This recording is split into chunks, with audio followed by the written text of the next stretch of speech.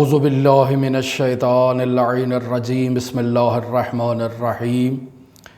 بیان ہو رہا تھا کہ انسان سالک اللہ، مسافر اللہ، ایسا انسان جو اللہ تبارک و تعالیٰ کا عرفان حاصل کرنا چاہتا ہے، اللہ کی معرفت حاصل کرنا چاہتا ہے اور معرفت کے بلند ترین مراتب کو طے کرنا چاہتا ہے، ایسے انسان کو چاہیے کہ وہ حضرات اہل بیت علیہم الصلاۃ کی تعلیمات کو محور قرار دے، شریعت مقدسہ مطہرہ اسلامیہ کو محور قرار دے، چونکہ کوئی بھی عارف عرفان کے اور توحید کے بلند مراتب تک نہیں پہنچ سکتا شریعت کو پامال کر کے، اہل بیت علیہم الصلاۃ کی تعلیمات کو پامال کر کے۔ لہٰذا ہمارے علماء شیعہ، عرفاء شیعہ، فقہاء شیعہ جب کبھی عرفان کی بات کرتے ہیں تو وہ درواقع ایسے عرفان کی بات کرتے ہیں جو اہل بیت علیہم الصلاۃ کی سیرت اور تعلیمات سے ہم تک پہنچا ہے۔ ہر وہ عرفان جو اہل بیت تک منتہی نہیں ہوتا وہ عرفان قابل قبول نہیں ہے۔ ہر وہ عرفان کہ جس کی تعلیمات شریعت مقدسہ کو پامال کر کے انسان کو خدا تک پہنچانے کی تعلیم دیتی ہوں، ایسی تعلیمات باطل ہیں اور ہرگز ناقابل قبول ہیں۔ لہٰذا ہمارے شیعہ علماء، عرفاء، فقہاء نے جب بھی عرفان اسلامی کی تعلیم دی ہے یا عرفان اسلامی سے متعلق کچھ مطالب کو تحریر کیا ہے تو اس میں محور حضرات اہل بیت علیہم الصلاۃ کی تعلیمات کو قرار دیا ہے، اس میں شریعت مقدسہ مطہرہ اسلامیہ کو محور قرار دیا ہے۔ لہٰذا یہ کتاب جو گلشن احباب آپ کی خدمت میں ہم بیان کر رہے تھے، ایک فقیہ کی لکھی ہوئی ہے، ایسے فقیہ کی جس کے مقلد ہیں، تقلید ہوتی ہے، ایسے فقیہ کی جس نے اپنی تمام زندگی تعلیمات اہل بیت پر عمل کیا اور قال الصادق وقال الباقر کی تعلیم دی ہے لوگوں کو۔ لہٰذا اس فقیہ نے عام انسانوں کے لیے جو اللہ تک پہنچنا چاہتے ہیں، اللہ کی معرفت حاصل کرنا چاہتے ہیں، انہوں نے ان کے لیے کچھ رہنما اصول مرتب کیے ہیں، تدوین کیے ہیں کتاب کی صورت میں، تاکہ وہ ان اصولوں پر عمل کر کے اللہ کا عارف بن سکیں اور عرفان الہی اور توحید الہی کے بلند مراتب پر فائز ہو سکیں۔ لہٰذا بیان کیا کہ تین چیزیں بنیادی حیثیت کی حامل ہیں: خود اللہ تبارک و تعالیٰ کی جانب سے انسان کے لیے توفیق کا ہونا، پھر اس توفیق کے ساتھ ساتھ اس سالک کا مسلسل مراقبہ کرنا، مسلسل ریاضت کرنا، مسلسل متوجہ ہونا کہ وہ کس ذات کی بارگاہ میں موجود ہے اور کس کے سامنے اسے پیش ہونا ہے۔ لہٰذا جب ایک انسان سالک اس بات کو درک کر لے گا تو وہ ہر وقت ذاکر ہوگا، ہر وقت اس ذات اقدس الہی کی طرف متوجہ ہوگا اور اپنے اعمال کو اس کی بارگاہ میں پیش کرنے کے لیے ہمہ وقت تیار رہے گا۔ لہٰذا آیت اللہ تہرانی فرماتے ہیں کہ میں اصل موضوع یعنی جو عرفان اسلامی میں سب سے پہلے جس موضوع کو وہ بیان کرنا چاہتے ہیں وہ قبض و بسط عرفانی کی بحث ہے۔ لہٰذا اس بحث کو آغاز کرنے سے پہلے کچھ نصیحتیں بیان کر رہے تھے، اور جن نصیحتوں میں پہلی نصیحت ذکر کی تھی کہ ایک سالک کو ہر وقت ذکر الہی سے خود کو مزین اور آراستہ کرنا چاہیے، ایک سالک کو کبھی ذکر سے خالی نہیں ہونا چاہیے۔ پھر ذکر کی دو اقسام بیان کی، ذکر قلبی ہے اور ذکر لسانی ہے۔ ذکر لسانی میں ذکر لا الہ الا اللہ اور ذکر یونسیہ لا الہ الا انت سبحانک انی کنت من الظالمین، ان دو اذکار کی طلوعین کے دوران تاکید کی بطور خاص نماز فجر کے بعد اور نماز فجر سے پہلے، اذان فجر سے پہلے جہاں انسان تہجد پڑھتا ہے وہاں بیان ہوا کہ اس سے پہلے انسان قرآن مجید کی تلاوت بھی کر سکتا ہے، چونکہ یہ سیرت میں بیان ہوا ہے، اور اذان فجر اور نماز فجر کے بعد بھی وہ تلاوت کر سکتا ہے۔ اور اسی طرح ذکر جو تہجد کے وقت اور تہجد سے پہلے اور فجر کی نماز کے بعد یہ سیرت میں موجود ہے، لہٰذا اگر انسان اس وقت کسی مصروفیت کے باعث ان اذکار کو انجام نہیں دے سکتا تو دن بھر میں ایک وقت معین کرے جس میں انسان اپنے نامکمل ذکر کو مکمل کرے، اور وہ ذکر لسانی ہے۔ پھر اس کے بعد سالک کو ہر وقت متوجہ ہونا چاہیے کہ کس ذات اقدس الہی کی بارگاہ میں ہر وقت موجود ہے، لہٰذا کسی بھی لمحہ اس ذات اقدس الہی کی بارگاہ میں معصیت اور گناہ کو انجام نہ دے، چونکہ اللہ کی بارگاہ میں گناہ ایک غافل انسان ہی کر سکتا ہے، اور جو انسان ذاکر ہے، متوجہ ہے، وہ درواقع اللہ کی بارگاہ میں ہر وقت خود کو ادب کے ساتھ رکھے گا۔ لہٰذا ادب انسان اللہ کی بارگاہ میں اختیار کرے گا تو اپنی مراد، اپنی منزل، اپنی قبلہ گاہ تک پہنچ جائے گا، چونکہ علماء نے بیان کیا کہ با ادب با مراد، بے ادب بے مراد۔ اگر انسان اللہ کی بارگاہ میں ادب کا لحاظ رکھے گا تو اپنی منزل مقصود تک پہنچ جائے گا۔ اگر بے ادبی کرے گا، نافرمانی کرے گا، گستاخی کرے گا، گناہ کرے گا تو یہ سب بے ادبی کے مصادیق ہیں، ایسا انسان اللہ کی بارگاہ میں نہیں پہنچ سکتا۔ دوسری چیز جسے بیان کیا وہ یہ ہے کہ گناہوں سے اجتناب، چونکہ اگر ایک سالک گناہ کرتا ہے تو گناہ درواقع اسے غافل کر دیتے ہیں، اس کے اور اللہ کی ذات کے درمیان پردہ ایجاد کر دیتے ہیں، اور وہ ہرگز اللہ کے جمال کی زیارت نہیں کر سکتا۔ لہٰذا اگر ایک سالک اللہ سے ملاقات کرنا چاہتا ہے، توحید کے بلند مراتب کو طے کرنا چاہتا ہے، عرفان الہی کے بلند منازل کو طے کرنا چاہتا ہے، تو ایک ایسے عارف کے لیے یہ ضروری ہے کہ وہ خود کو گناہوں سے محفوظ رکھے، بطور خاص گناہان کبیرہ کہ جن پر اللہ نے عذاب کا وعدہ دیا ہے۔ اور پھر غنا کی بحث کو مصنف نے بیان کیا، اور میں سمجھتا ہوں کہ آخری موضوع نہایت ہی اہمیت تھا جو سما سے متعلق ہے۔ درواقع کچھ صوفی حضرات جو خود کو بظاہر عرفان اسلامی سے متعارف کرواتے ہیں، اور معاشرے میں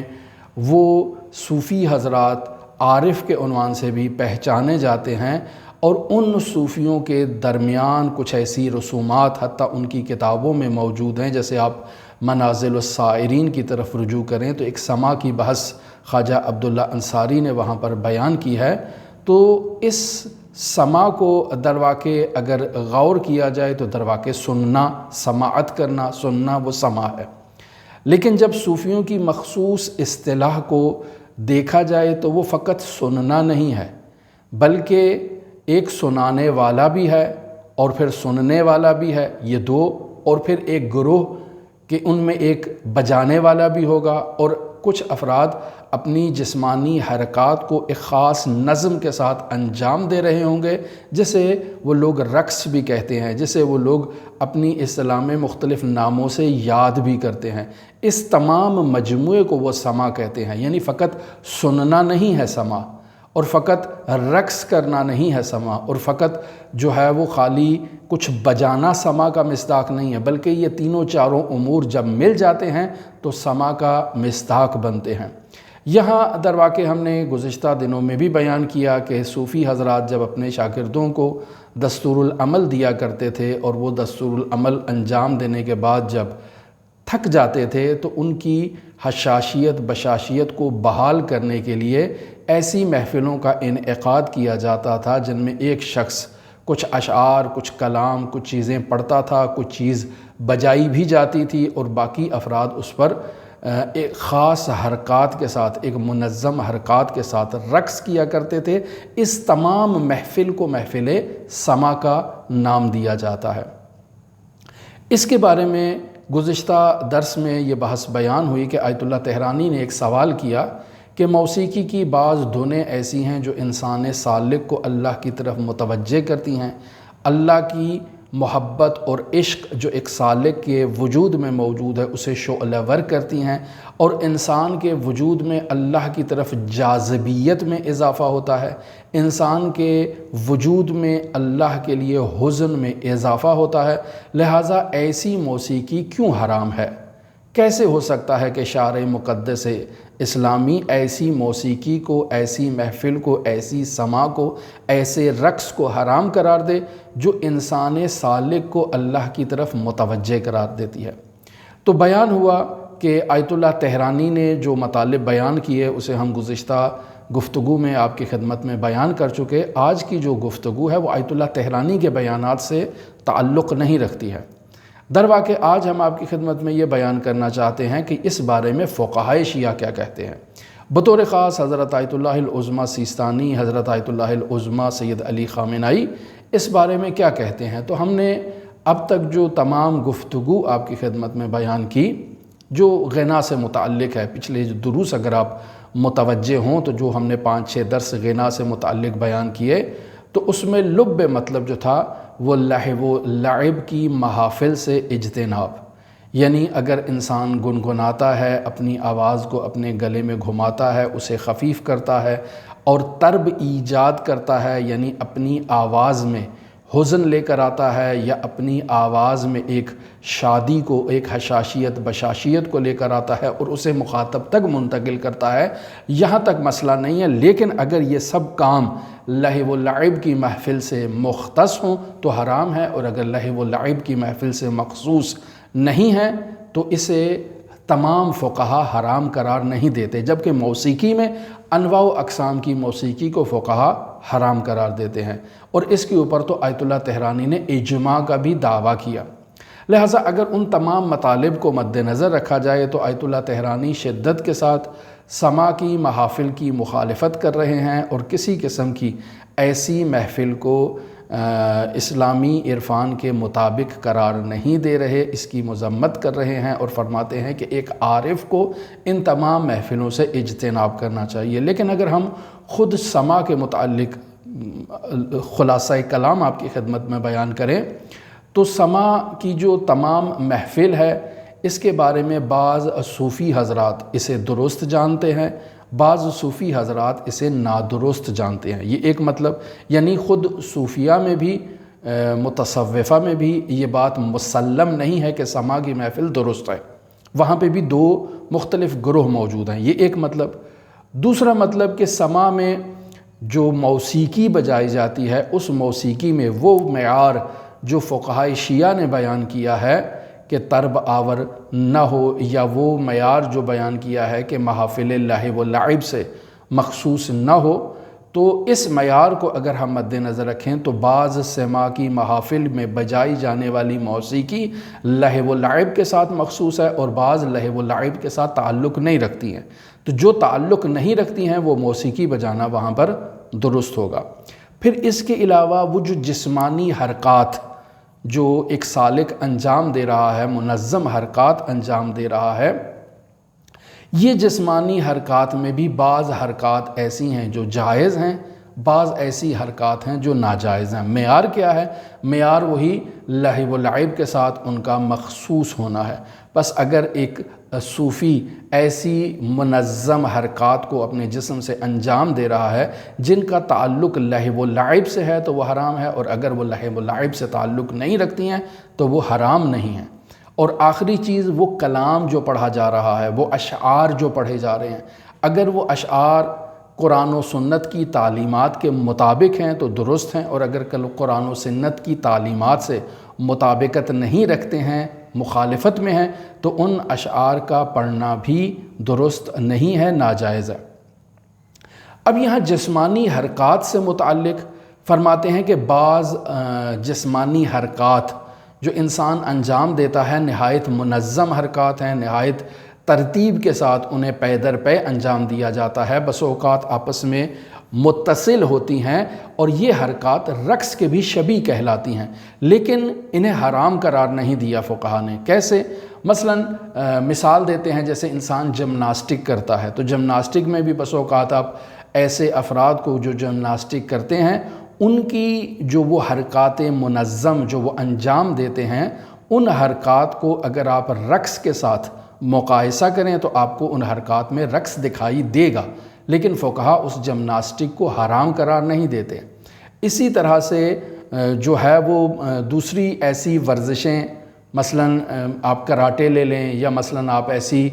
دوسری ورزشیں لے لیں کہ جن میں ایسی موزوں حرکات انجام دی جاتی ہیں۔ یہ بس اوقات آج آپ دیکھ لیں اطباء بہت ساری ورزشیں انسان کو تعلیم دیتے ہیں کہ ان ورزشوں کو اگر انجام دے تو انسان کے بدن کی فٹنس جو ہے وہ برقرار رہتی ہے، جن میں اچھلنا کودنا، دائیں بائیں گھومنا، کمر کو گھمانا، یہ سب حرکات اطباء ڈاکٹر حضرات ورزش کے طور پر انسان کو دیتے ہیں کہ اگر انسان ان حرکات کو منظم انداز میں 5 منٹ 10 منٹ آدھا گھنٹہ اگر انجام دیتا ہے تو اس کا بدن فٹ رہتا ہے۔ تو سوال یہ ہے کہ کیا یہ منظم حرکات حرام ہیں؟ تو فقہا کہتے ہیں کہ نہیں، یہ حرکات حرام نہیں ہیں۔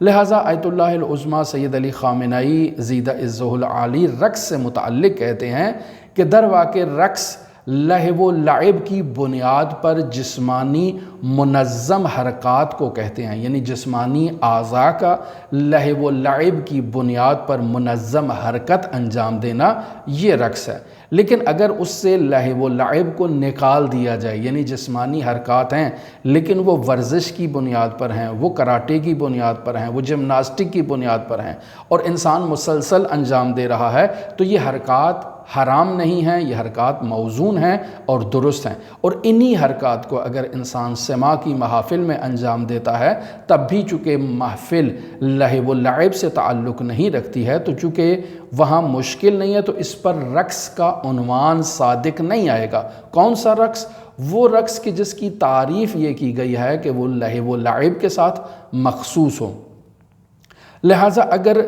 رقص جو لہو و لعب کا مظہر ہے ایسی جگہ پر، ایسے مقام پر انجام دیا جا رہا ہے جو مقام لہو و لعب ہے، انداز لہو و لعب ہے، محفل لہو و لعب ہے، تو ایسے میں وہ جسمانی حرکات رقص کہلائیں گی اور حرام ہوں گی، لیکن اس کے علاوہ وہ جائز ہیں اور ان میں کسی قسم کی کوئی مشکل نہیں ہے۔ پس اگر ان تمام چیزوں کو آپس میں ملا دیا جائے اور یوں کہا جائے کہ یہ جو سماع کی محافل میں جو موسیقی بجائی جا رہی ہے وہ موسیقی لہو و لعب سے مخصوص نہیں ہے، تو وہ موسیقی حلال۔ وہ جو حرکات انجام دی جا رہی ہیں وہ لہو و لعب سے تعلق نہیں رکھتی، تو وہ حرکات بھی صحیح۔ اور وہ جو کلام پڑھا جا رہا ہے وہ باطل نظریات، فرسودہ عقائد پر مشتمل نہیں ہے، تو وہ کلام بھی صحیح۔ اور وہ جو میوزک وہاں پر بجایا جا رہا ہے وہ بھی لہو و لعب کے ساتھ اگر مخصوص نہیں ہے تو وہ میوزک بھی جائز ہے۔ پس اس طرح سے ہم کہہ سکتے ہیں کہ سماع کی محافل در واقع دو طرح کی ہو سکتی ہیں، جن میں جائز محافل بھی ہیں اور ناجائز محافل بھی ہیں۔ بس یہ جو ہمارے معاشرے میں قوالی بیان کی جاتی ہے، ہمارے معاشرے میں ایسے کلام، صوفیانہ کلام، عارفانہ کلام، شعراء کے کلام کو پڑھا جاتا ہے اور لوگ اس سے ایک وجد میں آ جاتے ہیں، ایک سرور کی محفل ہوتی ہے، وہاں پر موسیقی بھی بج رہی ہوتی ہے، تو چونکہ محفل لہو و لعب نہیں ہے تو فقہا کا معیار وہاں پر صادق آتا ہے۔ لیکن عزیزان محترم، عرفان اسلامی میں انسان عارف جو اللہ تک پہنچنا چاہتا ہے اس کا یہ وظیفہ ہے کہ وہ ان تمام چیزوں سے اجتناب اختیار کرے۔ کیوں؟ چونکہ روایات میں جو مذمت وارد ہوئی ہے، موسیقی کی جو مذمت وارد ہوئی ہے، غنا کی جو مذمت وارد ہوئی ہے،